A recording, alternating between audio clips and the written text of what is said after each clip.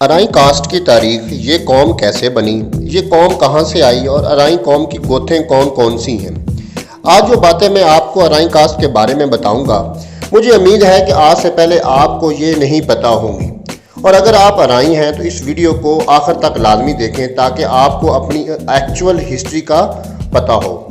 Video शुरू करने से पहले मेरी आपसे गुजारिश है कि हमारे चैनल इन्फॉर्मेशन टीवी को सब्सक्राइब कर लें और साथ में दिए गए घंटी के बटन को क्लिक कर लें ताकि आपको हमारी हर आने वाली नई तारीखी और दिलचस्प वीडियोस मिल सकें। एक अंदाजे के मुताबिक पाकिस्तान में तकरीबन 1.5 करोड़ के करीब अराई बरादरी रहायश पजीर है। इसके अलावा इंडिया में भी लाखों की तादाद में अराई मौजूद हैं। फिर आज़ाद कबाइल और अफगानिस्तान में भी इनकी काफ़ी ज़्यादा तादाद मौजूद है। आप में से बहुत से लोग अराई ज़ात या कास्ट से तल्लुक़ रखते होंगे, तो चले आज हम आपको बताते हैं कि इनकी एक्चुअल हिस्ट्री क्या है। ज़ात या ज़ातें सिर्फ पहचान का ज़रिया हैं। इस बात पर फ़ख्र करना या शर्म महसूस करना ठीक नहीं है, क्योंकि हम में से सबसे पहले मुसलमान हैं और इसके बाद बाकी सब हैं। अराई उर्दू ज़ुबान का लफ्ज़ है। पंजाबी अराई का मतलब काश्तकारी के लेते हैं, लेकिन अराई हकीकत में अरबी नस्ल हैं। इनका तल्लुक़ कदीम तरीन आर्या और यमन से है। आर्या की निस्बत से ये लोग अराई कहलाए और फिर बाद में ये लफ्ज़ बिगड़ कर हिंदुस्तान में और पाकिस्तान में अराई बन गया। मौजूदा दौर में अराई ज़ात की काफ़ी ज़्यादा गोथें भी हैं और जो कि इनके काम की निस्बत से और इलाकों की निस्बत से बनी हुई हैं। अरब की सरजमीन पर बसने वाले अराई या आरी खुद को शेख कहलाते हैं। कसूर के अराई खुद को शाह कहलाते हैं। कसूर के लोग शाह अनैत और बाबा बुल्ले के तल्लुक़ की वजह से खुद को शाह कहलाते हैं। लाहौर और अमृतसर के गिरदोनवाह से तल्लुक़ रखने वाले अराई महर कहलाते हैं। मुल्तान और इसके गिरदोनवाह के अराई खुद को मलक कहलाते हैं। तकरीबन सारे सराकी इलाके के अराई खुद को मलक कहलाते हैं। हाफजाबाद, गुजरांवाला, फैसलाबाद, रहीम यार खान के लोग खुद को चौधरी भी कहलाते हैं। इंडिया में रहने वाले कुछ अराई सरदार या सरदार खान भी कहलाते हैं। जहाँ तक अराई को मियाँ कहने की बात है तो अराई लोग अपने बुजुर्गों को एज अ रिस्पेक्ट मियाँ कहते थे और आज भी कहते हैं। इसलिए अराई की कौम की जितनी भी गोते हैं वो अपने साथ मियाँ लगाती हैं और मियाँ का लफ्ज़ इनको खुशी देता है, क्योंकि मियाँ एज अ रिस्पेक्ट इस्तेमाल होता है। अगर इनकी तारीख की बात की जाए तो जैसा कि मैंने आपको पहले बताया कि अराई अरबी नस्ल है और अरब के एक शहर आर्या से तल्लुक़ रखते हैं। आर्या शहर दमिश्क से बैतुल मुक़द्दस जाने वाली सड़क पर वाक़या है। अराई इल्म व फ़नून से भी मोहब्बत करते हैं और बनु उमैया के दौरे हुकूमत में दमिश्क में आर्या उमैयों की एक बेहतरीन और नाकाबिल शिकस्त छावनी थी। आर्या की अहमियत के पेश नज़र आर्या में ऐसे ख़ानदान को आबाद किया गया जो कि बनु उमैया के बेहतरीन वफादार थे और इन लोगों को सारे इलाके में जहागीरें अता की गई और इसी इलाके की सरसब्जी काबिल रश्क थी।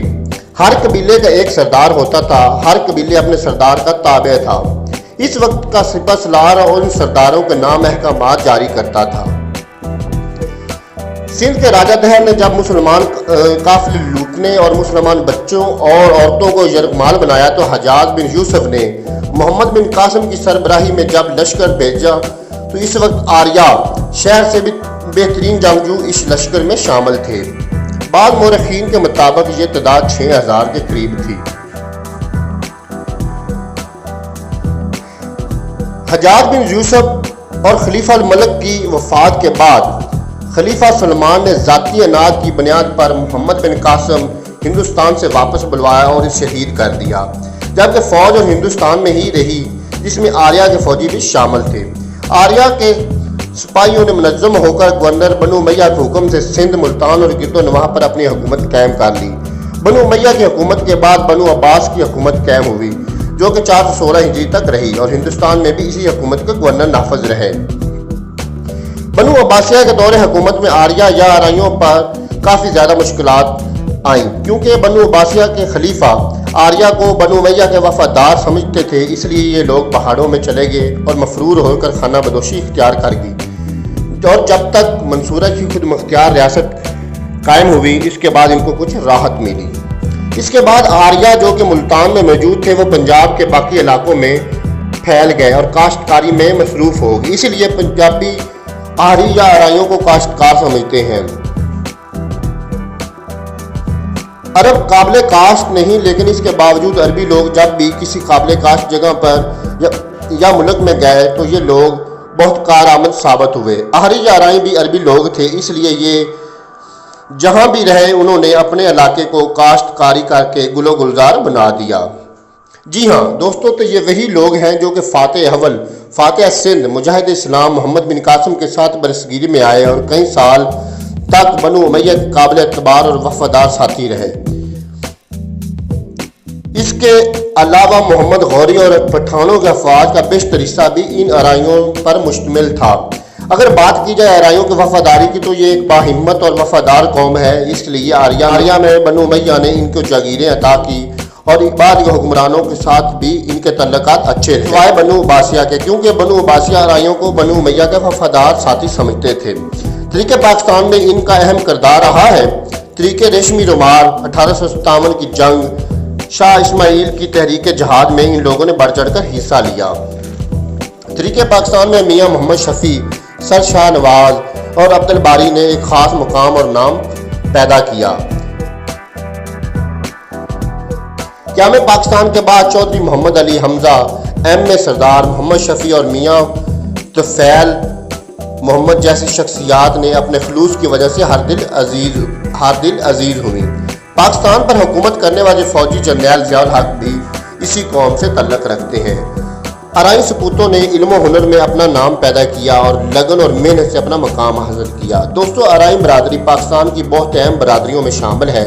मौजूदा सियासत में भी आराई बरादरी बहुत अहम किरदार अदा कर रही है। चौधरी बरादरान, कोस्तानी बरादरान, जिनकी कोस्तान ट्रांसपोर्ट भी चल रही है, और मौजूदा गवर्नर मोहम्मद सरवर भी आराई बरादरी से शामिल है। तो दोस्तों, उम्मीद करता हूँ कि आज की वीडियो आपको पसंद आई होगी। तो दोस्तों, इस वीडियो को लाइक और शेयर ज़रूर कीजिएगा और आप कमेंट सेक्शन में अपनी राय का इज़हार कीजिएगा। अल्लाह हाफ़िज़।